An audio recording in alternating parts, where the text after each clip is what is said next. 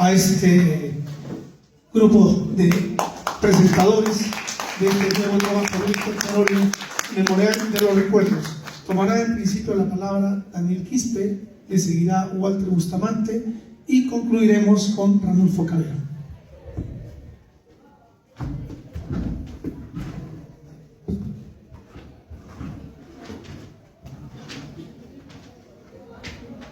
Muy buenas noches con todos.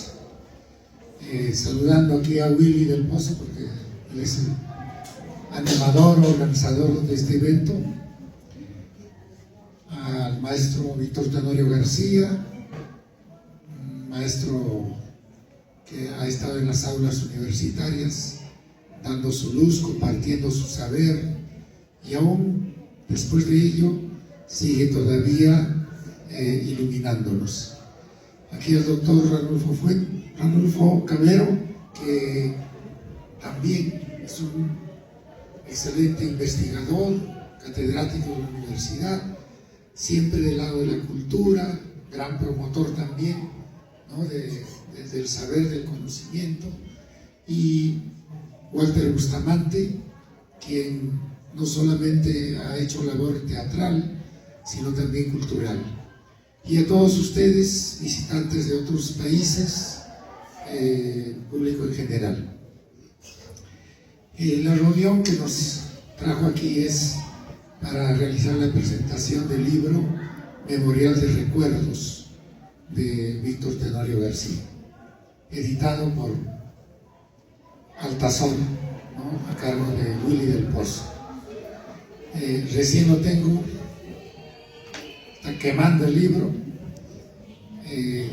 Yo solamente he tenido el anticipo en copia que me ha alcanzado el maestro Vite, y es en base a ello, a la lectura de esta copia, que yo he estado haciendo, digamos, la investigación, la lectura, y voy a hacerles un breve comentario para darles tal vez algunos alcances, sobre todo algunas líneas que yo llamo líneas y claves de lectura.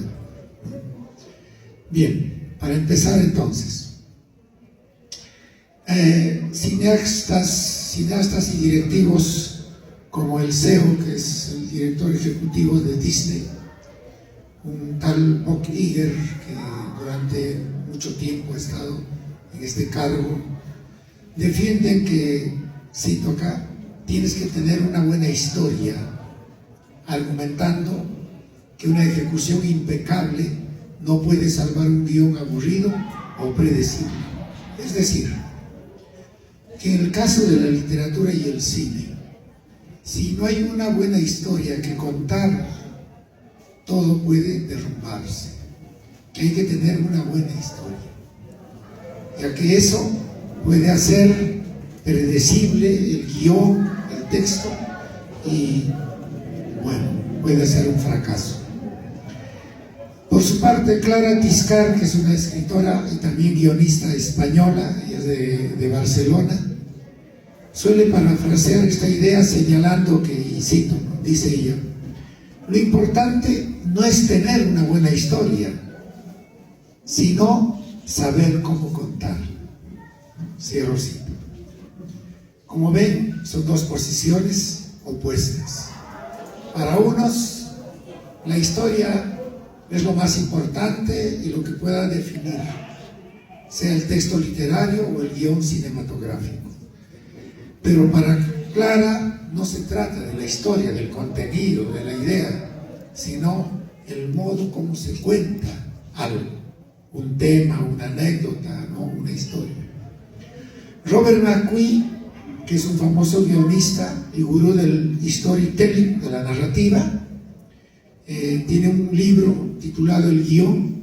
Sostiene que la verdadera magia del cine y la literatura no radica en simples efectos visuales, sino en cómo se construye y se cuenta una buena historia para conectar con el público.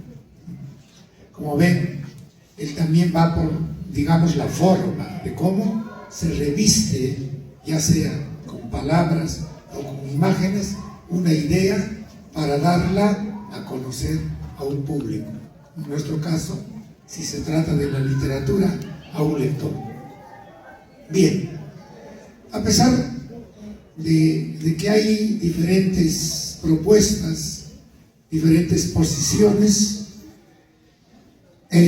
yo podría sostener lo siguiente en relación a la escritura de Vite, ¿no? De Víctor Tenorio. ¿Ya? Para Víctor Tenorio,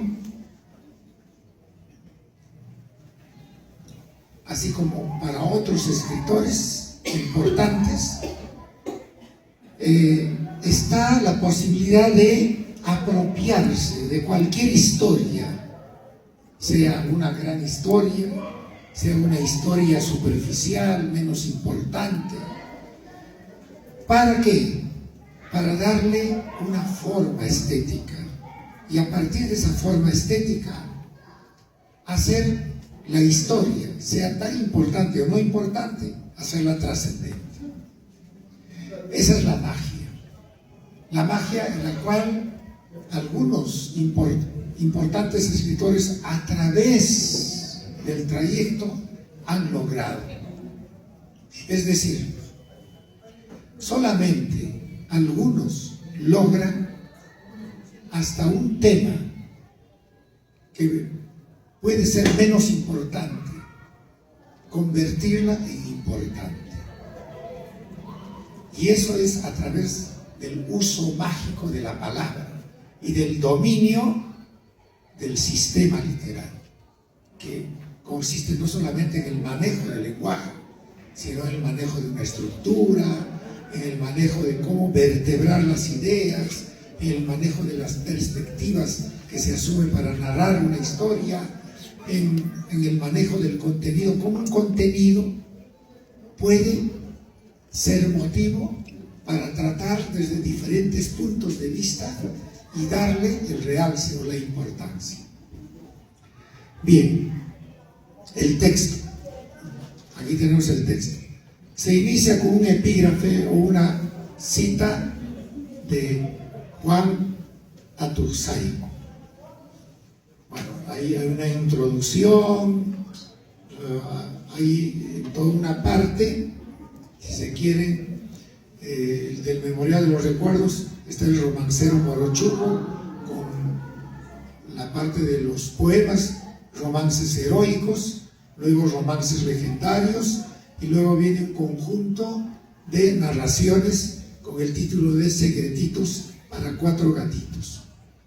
Esa parte yo no lo voy a comentar, aunque es importantísima porque incluye una lírica, una poética que está muy asociada a la historia, también, digamos, no solamente a nuestra historia, sino a nuestra cultura, a nuestra identidad, y a ello suma un conjunto de cuentos, de relatos, que tienen un carácter más o menos infantil y juvenil, con un carácter moralista. Yo me voy a ocupar de la última parte, que es leerlos antes del 9º miau, que es la parte de las narraciones que incluyen, ¿no?, las siguientes: después de la traición, el tesoro de los condenados, la apuesta, amorcito corazón, los lentes, la trampa, Cristóbal, errar es humano, el guerrero de la noche, el jugador, por unos $, más, el niñito andariego, la danza del gallo, la procesión de los gatos, la balada del río, el retorno y el brindis. Total son 17 narraciones de esta parte, que, conversando con Vite, es la parte de las narraciones experimentales, como él lo llama, ¿no? Bien, ¿Cómo leer? ¿Cómo acceder a estos textos? Todo texto siempre tiene algunas líneas y claves de lectura y que es necesario tomar en cuenta para poder analizarlas e ingresar, ¿no?, en su interpretación. Yo voy a trazar solo algunas como guías, como orientaciones para que ustedes como lectores puedan gozar, entretenerse con la lectura, pero también encontrar las vetas que contiene. Porque la literatura no solamente es entretenimiento. Muchos creen de que la literatura se equipara al divertimento, al goce, es como comerse un ceviche o tomarse un helado, y no es así. Tiene el lado estético, tiene ese lado placentero, de gusto, de disfrute, de deleite, pero a través de ello nos da un conjunto de aspectos relacionados a la humanidad, aspectos históricos, sociales, culturales, aspectos que tienen que ver con la identidad, que tienen que ver con los conflictos humanos, con la filosofía, etcétera, etcétera. Considerar a la literatura en una dimensión mucho más amplia es darle su verdadero valor y sentido. Bien, algunos textos que incluyen este libro, esta parte del libro, provienen de otros libros ya publicados, ¿no?, como La Danza del Gallo, que tuvo ediciones del 2005, 2009, 2013, del otro libro La Procesión de los Gatos, que también se publicó en el año 2007, 2009 y 2012, y El Toro Más Bravo y otras recientes creaciones. Bien, lo primero que hay que resaltar, estamos ante un texto que es literario, es arte, en primer lugar. Pero como arte vamos a ver que contiene muchos aspectos, muchos elementos que hay que contemplar. Pero como arte hay que valorar esa estética verbal que contiene el texto. Y para ello, invitarlos a leer. Yo voy a leer un fragmento y a partir de ese fragmento explicar la dimensión del valor estético que tiene cada uno de las narraciones. Bien, este fragmento que yo he seleccionado proviene del Tesoro de los Condenados.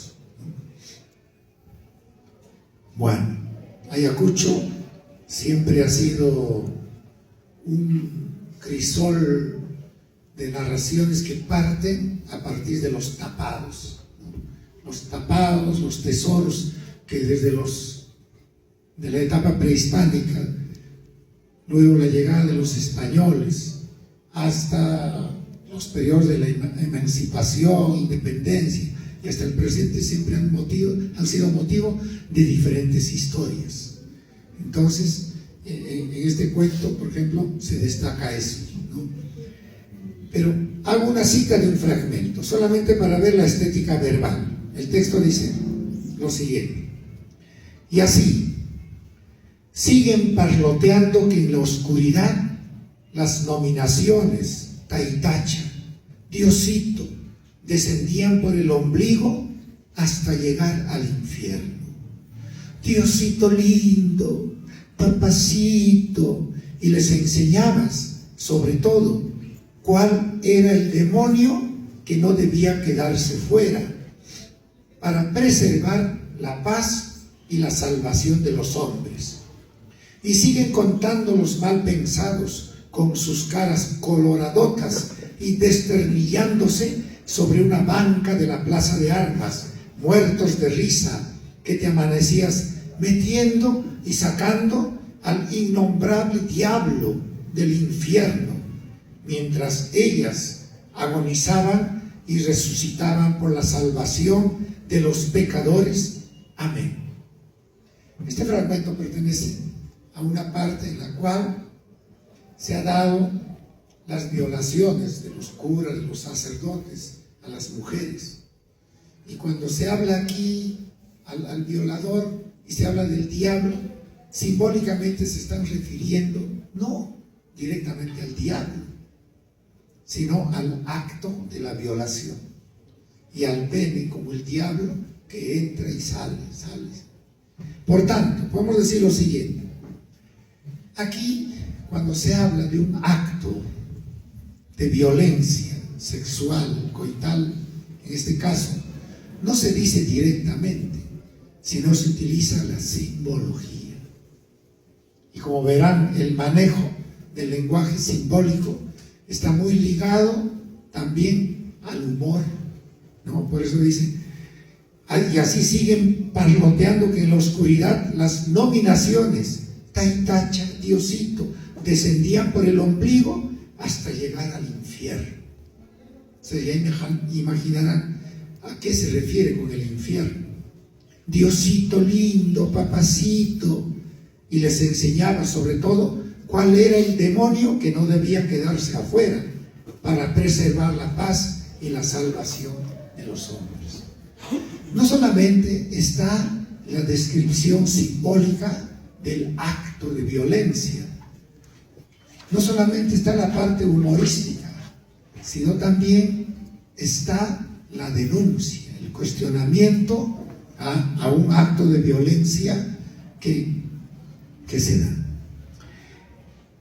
Este lenguaje simbólico tiene imágenes, juegos de palabras, tiene un ritmo variado, tiene construcciones diversas, hace uso de la forma narrativa, combinando con diálogos, con monólogos, con descripciones precisas, y se introduce vocablos y frases que provienen de diferentes lenguas.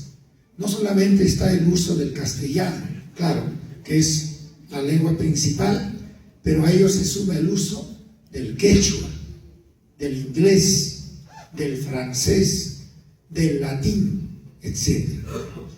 Eso hace de que el lenguaje tenga un carácter multilingüe,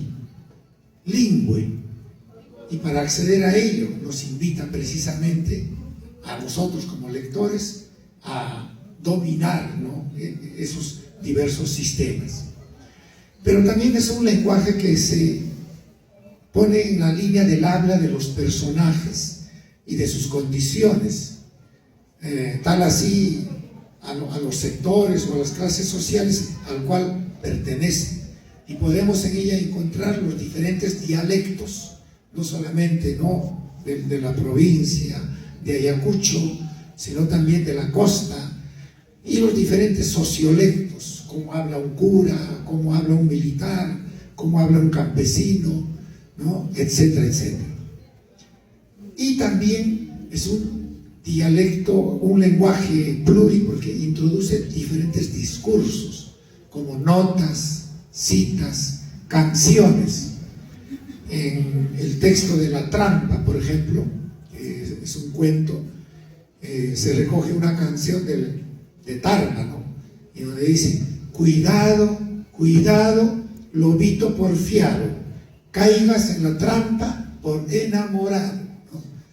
Y esta canción, esta cita de una canción, prácticamente resume, en cierto modo, el tema, ¿no?, del cuento, porque en el cuento, el relato, se narra la historia de un policía que es trampero, ¿no?, que tiene varias mujeres y engaña, ¿no?, y que, bueno, pues le cantan esto, ¿no? Bien, eso en base al manejo del lenguaje. Otro punto es el carácter híbrido y sincrético del texto. Homi Bhabha, en el año 94, plantea que hibridismo no se concibe como una simple mezcla, sino la resultante inevitable del encuentro colonial. Por tanto, es un proceso de negociación cultural que genera algo nuevo, que desestabiliza la autoridad y la pureza que reclama el poder colonial.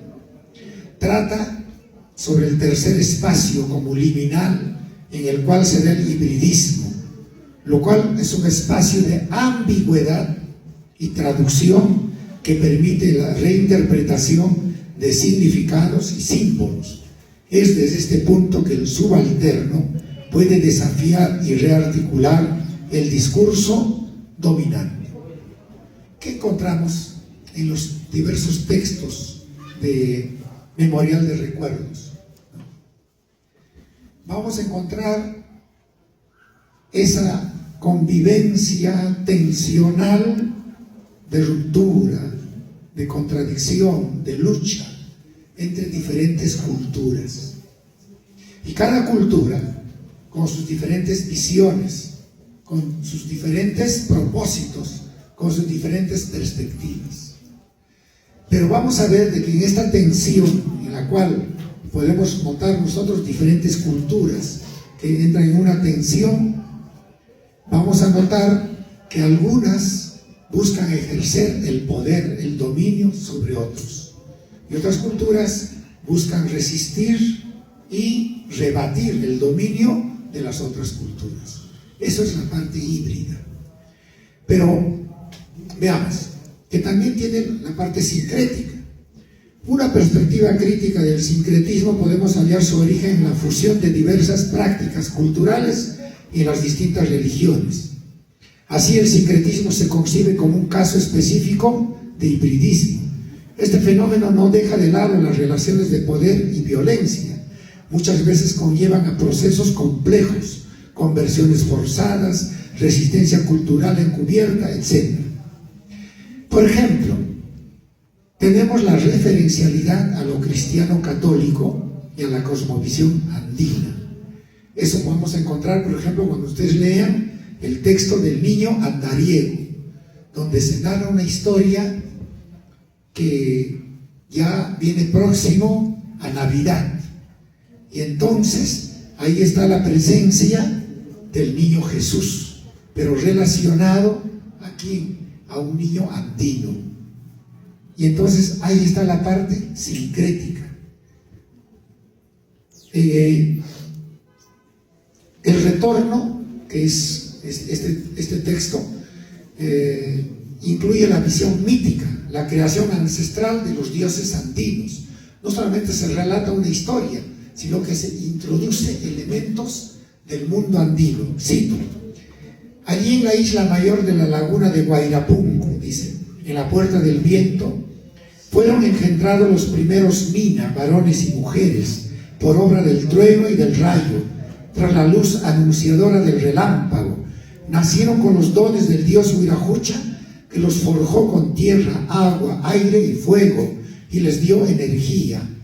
Así crecieron rápidamente esa misma noche, por voluntad de los dioses, se hicieron adultos, los hijos de los cielos en medio de las aguas, y portando la nina, que es el fuego. Como ven, ahí está la cosmovisión andina, que convive con la visión también occidental. Bien, no me han dado el tiempo, pero calculo que ya estoy sobre tiempo. Voy a sintetizar. Los textos incluyen elementos de la historia, por eso se cogen temas de la época prehispánica, de la época de la conquista, de la independencia, llegando hasta el siglo XX, donde hay presencia, por ejemplo, de la lucha de la violencia que se dio de la década 80 hasta los años 2000. Se hace referencia a las guerras que hay en Oriente, a los cambios climáticos, etc. Todo esto en convivencia con la ficción, donde la creación del autor se da a partir de los sueños, la imaginación, las anécdotas que se dan en la vida diaria, etc. Pero también está la función lúdica, el juego, el ludismo. Hay un juego con los personajes, el autor y el lector, y con esto culmino. Por ejemplo, en el último texto, que es el retorno, aquí se juega en que los personajes directamente pueden comunicarse con el autor, con el creador de la narración, y a través de ello también con el lector. Eso en muy pocos textos, pocos autores han logrado, y esa es la parte ficcional y lúdica increíble. Voy a leer esta última parte para terminar. Bueno, hay un personaje que está en París y le duele la cabeza y tiene sueños, y a través de su sueño piensa de que él tiene un origen prehispánico y que él cuenta una historia a través de él, pero a la par está en París en estos momentos, y encuentra un número telefónico, marca y hace el llamado de ese número y se comunica con alguien que no conoce, y el que le contesta dice: ¿está usted en un hotel desde donde se ve la Torre Eiffel? ¿Ha tomado una aspirina para calmar la migraña que lo molestaba? Y el otro le contesta: ¿quién es usted? ¿Y cómo sabe tantas cosas mías estando al otro extremo del mundo? Le pregunto. La respuesta que me haces en extremo desconcertante, increíble, tanto que no me es posible aceptarlo. Y el otro le contesta: soy el escritor Vite, y usted es un personaje ficticio creado por mí, dice. Se oye un fuerte chirrido, hay interferencia y no puedo reanudar la comunicación. Entonces, como si hallase una luz entre las tinieblas, comprendo. Entonces, soy un personaje de ficción. De inmediato huyen los colores y las formas y se borra el mundo, nada más. Termina ahí. Y el relato finaliza diciendo lo siguiente: después de la noche retorna la luz del día, alguien abre las páginas de la vida. ¿Quién es ese alguien? Puede ser no solamente el autor, el creador, que es Vite, o el personaje de la historia que ha creado Vite, que es el protagonista, o el lector mismo que abre las páginas de la vida. Leer a Vite es considerar ese lenguaje estético con una estructura con saltos temporales, espaciales, con rupturas de la perspectiva que va de la primera a la segunda a la tercera persona, y que demuestra el gran estilo y la maestría que él nos entrega a través de este libro. Sin duda va a ser una premiación para los lectores, gracias pues a ese trabajo que él ha realizado durante mucho tiempo, ¿no? Gracias a él. Maestro, felicitaciones.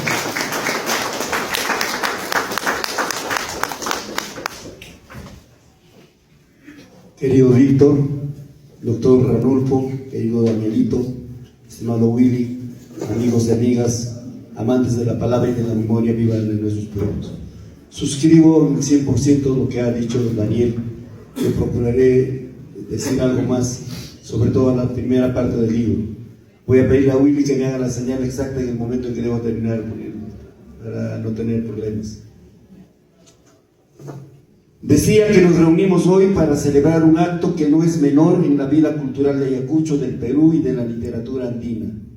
Se trata de la presentación del Memorial de los Recuerdos, obra del poeta, narrador, quechuólogo, compositor de música ayacuchana, educador a carta cabal, crítico literario y sobre todo, gran persona de noble amistad.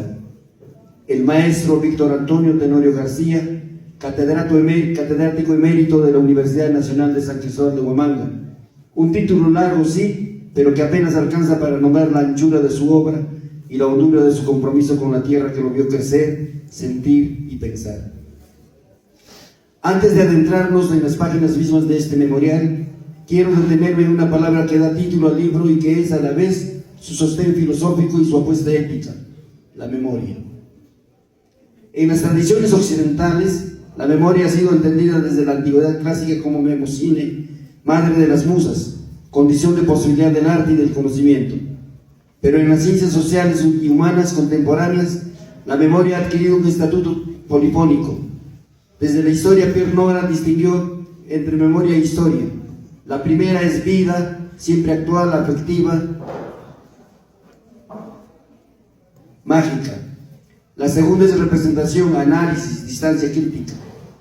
Desde la sociología, Maurice Hadoras nos enseñó que la memoria es siempre colectiva, socialmente enmarcada, nunca puramente individual.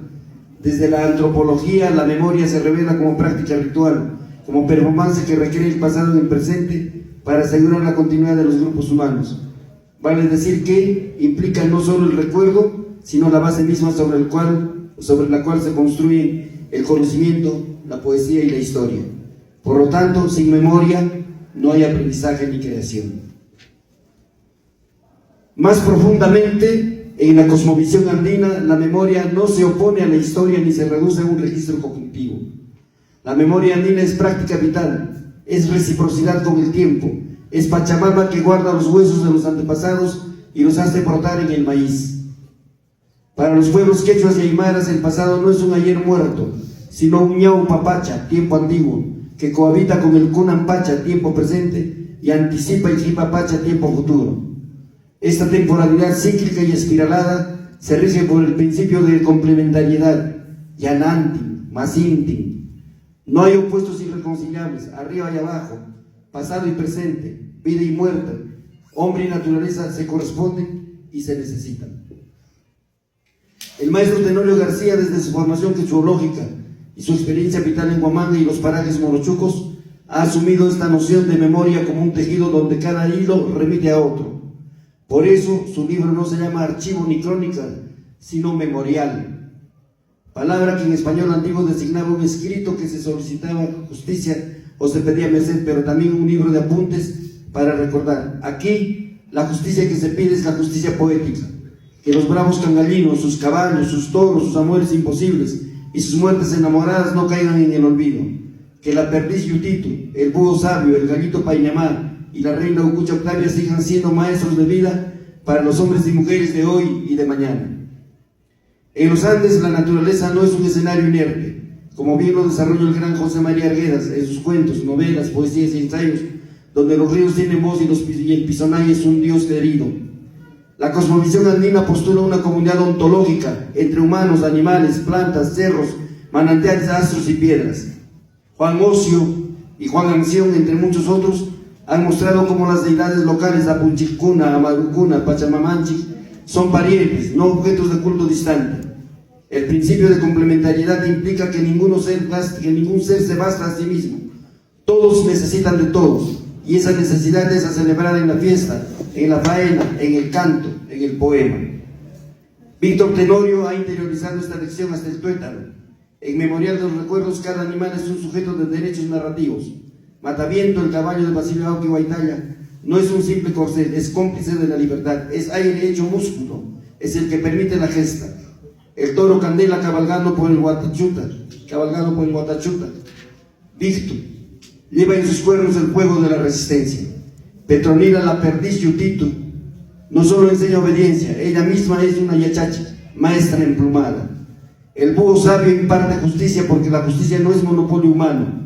El gallito Painamá es un espejo de la petulancia y con ello nos recuerda que la humildad también se aprende de las aves. La reina Ucucha Octavia, personaje de imagen risueña, medio loca y medio sabia, que transita las calles de Huamanga en la primera mitad del siglo XX, encarna lo que el antropólogo Michel Trudson llamó public secrecy, y lo que en el mundo andino se conoce como una figura que con su locura dice verdades que el poder no puede oír. Ucucha Octavia es memoria viva del humor andino, de esa capacidad de reírse de la muerte y de la grandeza para seguir viviendo. Todo ello nos habla de un cosmos donde la fraternidad con la naturaleza no es una metáfora, es una condición de supervivencia. El arpa, el violín, la guitarra, el charango no son instrumentos externos, son prolongaciones del cuerpo comunitario. Cuando el jinete morochuco llora, canta y sueña con su amor por una monja dominica, los cerros tutelares también lloran, cantan y sueñan con él. Cuando Narciso Alegría Cuentas enamora a la muerte, los manantiales danzan con él. Esa es la filosofía andina en su esplendor. Todo es aire. Asimismo, no podemos hablar de la obra de Víctor Tenorio García sin situarla en la tradición de la literatura andina. Esa vena que desde el manuscrito de Guaruchirí del siglo XVI hasta la poesía de Andrés Alexandre Gutiérrez o José Oregón Morales o de Gloria Cáceres, Vargas y muchos otros, ha reivindicado el quechua no como lengua exótica, sino como lengua de pensamiento. Arguedas fue el gran puente. Él nos enseñó que se puede escribir en castellano con la sintaxis y la sensibilidad quechua. produciendo un castellano andino que no es un castellano defectuoso, sino un castellano otro, más rico, más matizado.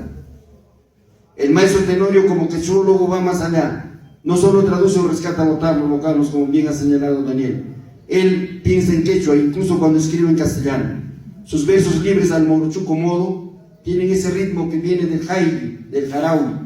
Sus romances legendarios se emparentan con la tradición oral de los huillaco, los yachaj y los yuyaj. El quechua para él no es folclore, es herramienta crítica para desmontar la colonialidad del saber. Por ejemplo, ¿qué implica el nombre Narciso Alegría Cuentas? El maestro nos invita a desglosarlo. Narciso, el que se mira a sí mismo, el amor propio. Alegría, el afecto que vence a la muerte. Cuentas, las que se llevan en la contabilidad de la vida y de la muerte y nos lo cuentan. Es un nombre que per se es un relato entero que precisamente en la lógica andina de la complementariedad de significados cobra pleno sentido. En el segmento de cuentos para niños, el quechua aparece en los nombres de los personajes Yutitu, Perdiz, Paiñamá, el Tiapués, el Nadie como él. Estos nombres no son etiquetas pintorescas, son performativos. Decir Yutito es invocar la agilidad, la observación, la capacidad de esconderse y aparecer. Decir Paiñamá es invocar la voz que denota la vanidad que pierde la medida. El maestro Tenorio sabe que la literatura infantil andina no debe ser una adaptación gratuita de Caperucita Roja al paisaje ayacuchano, sino una creación desde las categorías propias, el huayno, el aini, la minca, el pachacuti. Carlota Flores Escaramuti dice sobre la obra de Vite: desbordan en armonía y musicalidad los bellos versos del escritor ayacuchano Víctor Tenorio García, así como conmueve a cualquier lector la bien lograda tensión dramática de su narrativa. Jessica Patricia Vera Orea afirma que los cuentos y poemas de Vite se han de convertir en una lectura obligatoria para los niños de nuestra patria plurilingüe y multicultural. De otro lado, toda obra mayor tiene una genealogía afectiva. El propio maestro Tenorio ha reconocido públicamente que su pasión por la narrativa y su comprensión andina del mundo nacen de dos figuras fundamentales: don Elías Ventura Chaico y mamá Carmen Victoria. Ellos no fueron académicos ni escritores, fueron tejedores de historias, contadores de sueños, guardianes de la memoria oral. En sus palabras, en sus silencios, en sus consejos dichos al atardecer, mientras se atizaba la tulpa o se hilaba la lana, se fue forjando el espíritu de Víctor. Don Elías le enseñó que las piedras tienen memoria. Mamá Carmen Victoria le mostró que las plantas lloran cuando alguien se va sin despedirse. Ellos encarnan lo que el filósofo portugués Eduardo Laurenco llamó la memoria del ser todavía, esa reserva de futuro que contienen las tradiciones orales. En ellos no había nostalgia, sino potencia. No añoraban un pasado perdido, lo traían al presente cada mañana, al saludar al cerro, al agradecer a la Pachamama por la papa, al rezar un rosario en devoto silencio. El profesor Tenorio, al escribir Memorial de los Recuerdos, está rindiendo homenaje a esos primeros maestros. Por eso el libro no es una obra erudita fría, es un tinqui, encuentro entre la sabiduría popular y la reflexión universitaria, entre el huayno y el soneto, entre el llanto de un niño y la sonrisa de un Chucho Octavio. Procuremos recorrer patapatachayantapas antes partes de la obra, así sea por la periferia. En Romancero Morochuco y Romances Legendarios, el autor recurre a la rima asonante y al carácter épico desde la singularidad morochuquizada. Los versos se vuelven libres porque el caballo no respeta metro fino, no metro fijo. Los poemas cantan la gesta libertaria de los bravos cangalinos, y en particular de Basilio Auqui Guaitalla y María Andrea Parado Jayo de Bellido. No son héroes de mármol, son personas con miedo, con hambre, con rabia, con amor, con innata rebeldía. Basilio no solo pelea, sueña con su caballo, conversa con él, le pide consejo. María Andrea no solo es mártir, es madre, es esposa, es tejedora de conspiraciones y aspiraciones justas. El poema Mataviento es una joya de lo que podríamos llamar poesía esquina andina. El caballo es presentado como Yananti del guerrero, no hay jinete sin caballo, ni hazaña sin el aliento de la nobleza del animal. El toro Candela, por su parte, remite al mundo de los yarabíes y las guairías. Es un toro que lleva en su lomo el fuego de la rebelión de Ignata, pero también el arrebato de la chamisa ardiente. La pasión de un jinete morochuco por una monja dominica es un taqui amoroso. La monja representa la colonialidad religiosa, el convento, el orden letrado. El jinete representa la libertad del campo, el riesgo, el cuerpo. Su amor imposible es un pachacuti, un intento de voltear el mundo, así no logre consumarse. Es una herida bellísima en la poesía. No, como no me avisan, voy a seguir. Narciso Alegría Cuentas es un jantu creciendo entre las grietas de la muerte. El maestro juega con el nombre propio como campo semántico. Narciso el espejo, alegría, el afecto, cuentas, el cálculo, la historia, el rosario. Narciso enamora a la muerte y ella se vuelve mujercita preciosa. Es un triunfo del Cuyanaco sobre el Guanyi, pero no una victoria cristiana entendida como resurrección, sino una convivencia andina donde la muerte se integra a la vida como chulla sonju, como complemento indisoluble. Otro segmento del libro es un texto pedagógico en el mejor sentido de la palabra. Petronila, la perdiz Yutito, nos enseña el valor de la sana conveniencia y el estudio. Por lo mismo no se trata de una obediencia ciega, sino de una efervescencia del año in cauce, la vida armónica donde escuchar a los mayores es escuchar a la montaña. El búho sabio que imparte justicia sobre la ingratitud. El búho es tucu en quechua, ave de los cerros, asociada al conocimiento profundo y a la noche gestativa. Su justicia es restaurativa, no punitiva. El gallito Pañamá lecciona sobre la petulancia, ese gallo que cree que el sol sale gracias a su canto. Una alegoría perfecta para entender el Hatun Tucuy, u orgullo desmedido, que es el peor de los efectos porque corroe y rompe el aire. Los sueños de grandeza de la reina Ucucha Octavia merecen un capítulo aparte. Ucucha, ratón o comadreja, Octavia, nombre romano alusivo también a la octava musical. Un personaje híbrido. Es una de esas figuras que el psicoanalista peruano Max Hernández llamaría sujetos umbrales y que el escritor jaujiano Edgardo Rivera Martínez supo retratar como encarnaciones del mestizaje feliz o trágico. Ucucha Octavia es lo que el saber popular llama loca sana, es decir, aquella que ha visto lo que los otros no quieren ver y por eso ríe donde otros lloran. Su reino es imaginario, pero sus lecciones son reales. El maestro no olvida mencionar a don Elías Ventura Chaico y a mamá Carmen Victoria. Al hacerlo nos recuerda que la literatura primigenia no nace de los libros sino de la conversación, del fogón, del aire. Ellos le enseñaron que el tiempo andino no es lineal. Ayer puede estar mañana y el futuro ya estuvo en un sueño de la abuela. Fueron ellos quienes le transmitieron la pasión por la narrativa y esa manera de entender el mundo donde los ríos son dioses tutelares y las piedras conversan fresco el calor de los antepasados. En suma, Víctor Antonio Tenorio García es un escritor que precede y trasciende el escritorio.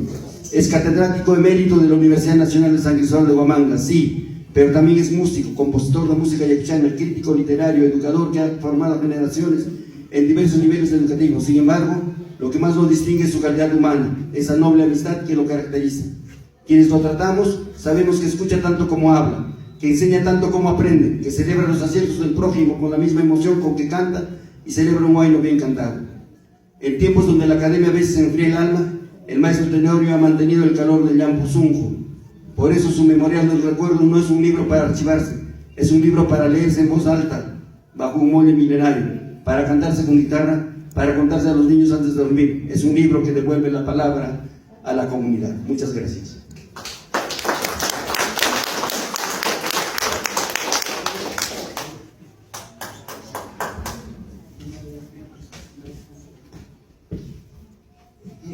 Yo voy a ser breve porque el tiempo apremia. Hay otra presentación luego de esta actividad. En realidad, este momento es un nuevo homenaje a Vite, porque se está, digamos así, hablando de su producción más importante, que es bastante. En una hora no se podría reducir la valía que él tiene. Yo quisiera indicar de que Víctor Tenorio se ubicaría como un escritor neoindigenista. Probablemente va a haber algún tipo de discrepancia con lo que voy a decir, pero lo digo a partir de la profesión que yo ejerzo, que es la antropología. No soy crítico literario, me hubiese gustado ser. Víctor es un excelente escritor que no solamente trasciende en Ayacucho, sino a nivel nacional.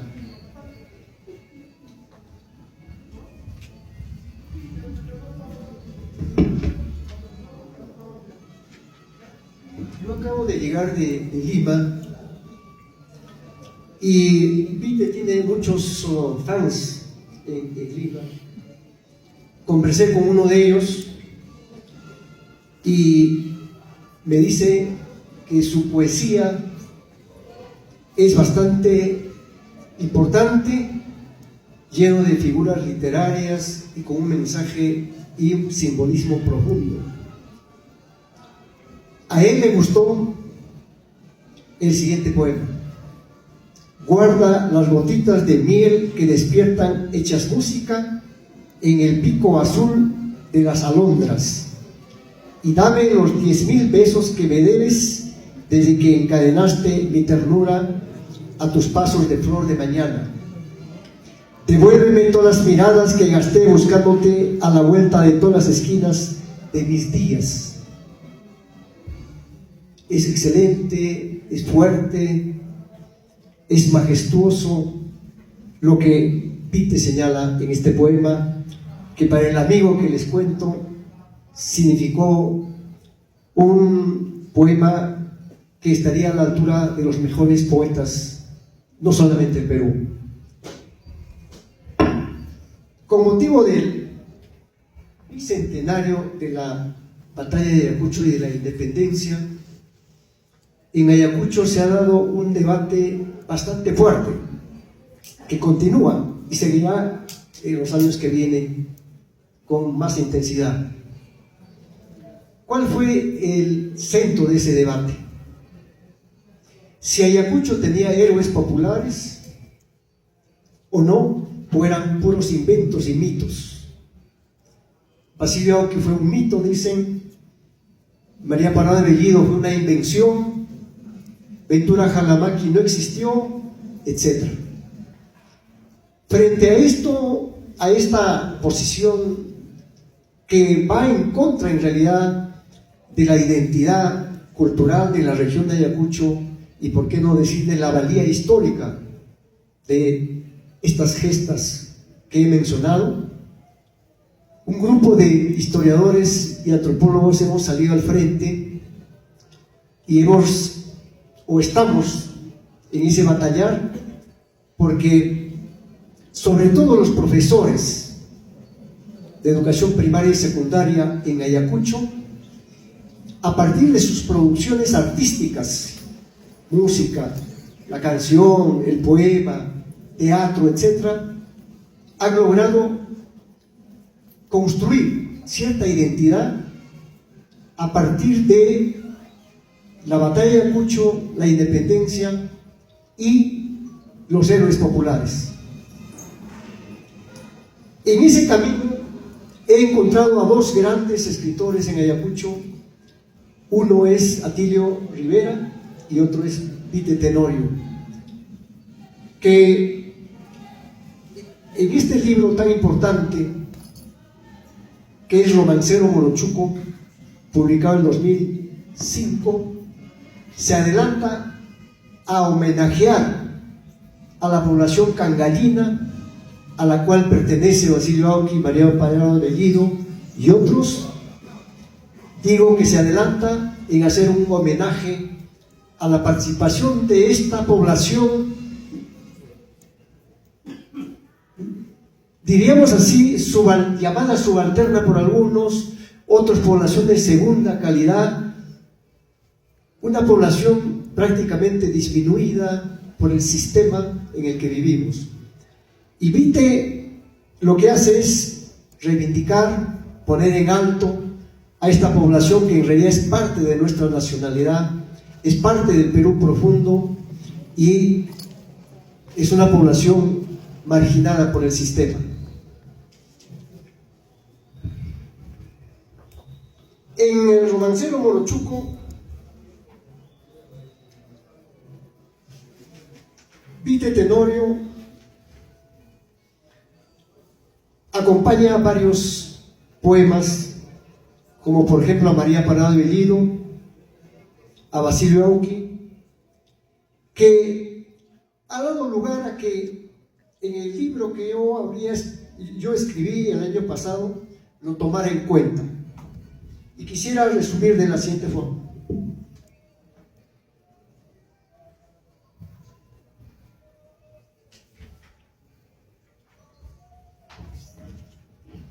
En el año 2005, Víctor Tenorio García Vite publicó Romancero Morochuco con 2 secciones: romances heroicos y romances legendarios.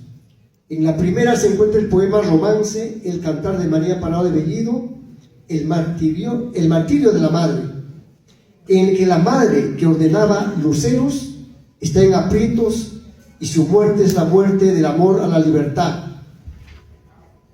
Que Carratalá con la ira atiza el incendio. María de limpio corazón es la madre libertaria de la patria peruana. Su nombre es una bandera libertaria. Por ello ella vive y nadie podrá matarla. En el cantar de Basilio Auqui Huaytaya, Requiem Morochuco, Tenorio dice: en Huamanga arde encendida la libertad, que el guerrero resiste el brutal castigo, que ante la muerte del insurgente alza la encanecida barba de oro y sonríe, y luego de muerto le grita a Carratalá que tirita y tiembla: asesino, la libertad nunca muere. Ante su muerte la madre luna llora y Cangallo arde, y de sus cenizas se levanta la gloria, la libertad, y Basilio Auqui está de pie. En ambos poemas, los referidos a María Parado de Bellido y a Basilio Auqui, los héroes continúan vivos en la memoria colectiva luego de muertos. En otro poema, Sachapampa, metafóricamente se refiere al caballo morochuco llamado Mataviento, a Basilio Auqui con barba de oro, a su cocobolo, al cinto, y al intendente chapetón que está tiritando, se supone, de miedo. Los chapetones o españoles ordenan el ataque contra los insurgentes apelando a Santiago, en la pampa enfangada donde los patriotas combaten con sus cocobolos y rejones por el Perú libre. En este caso, los realistas acuden a Santiago Matamoros para buscar convertirlo en Santiago Mataindios, pero sin éxito. Santiago, en realidad, logró matar a los españoles, a algunos españoles.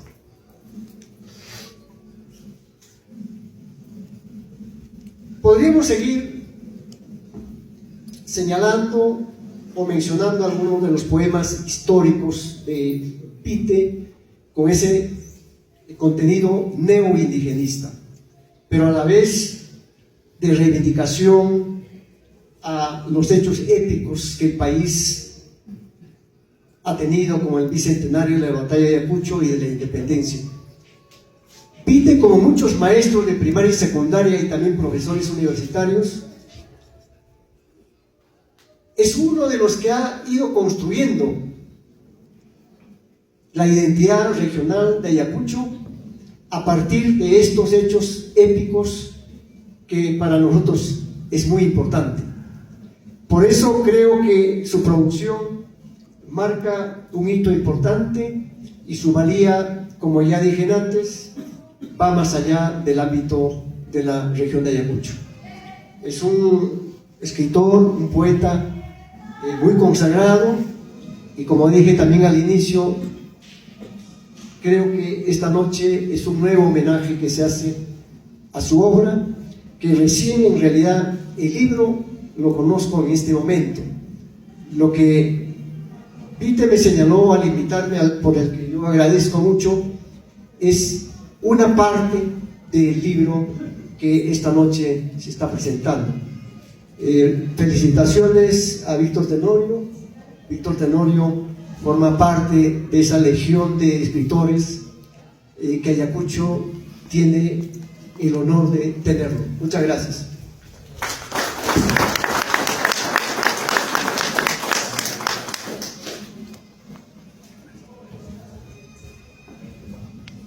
Muchas gracias.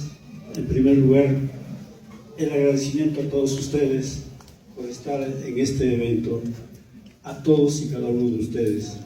Mi gratitud al doctor Cabero, que desde Lima se vino en su avión para estar en esta reunión. No es un avión, ¿no?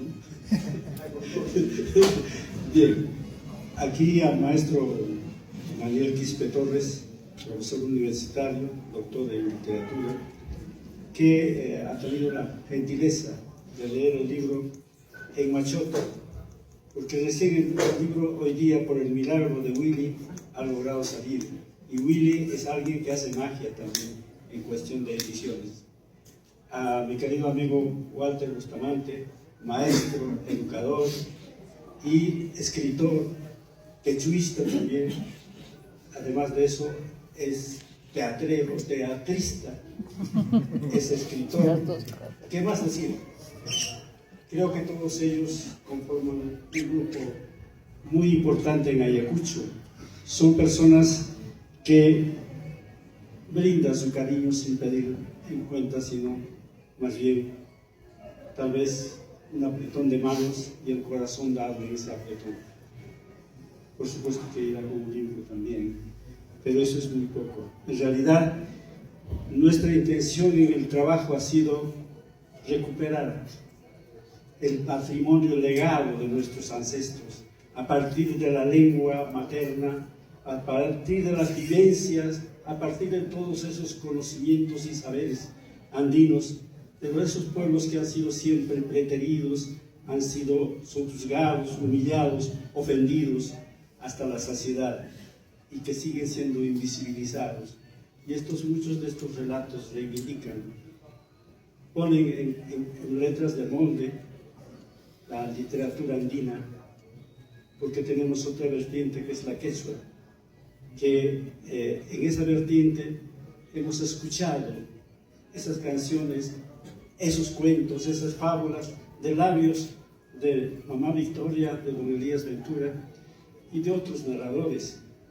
Y eso nos ha permitido descubrir el maravilloso mundo de nuestros ancestros y descubrir también el deseo de querer escribirlos, de que no se queden en el olvido, que sean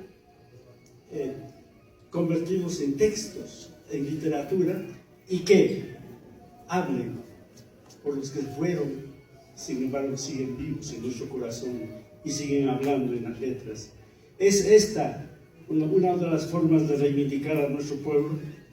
Yo pienso que sí, porque aquí hay, aparte de amor, aparte de imaginación, aparte de creación, hay también el dolor.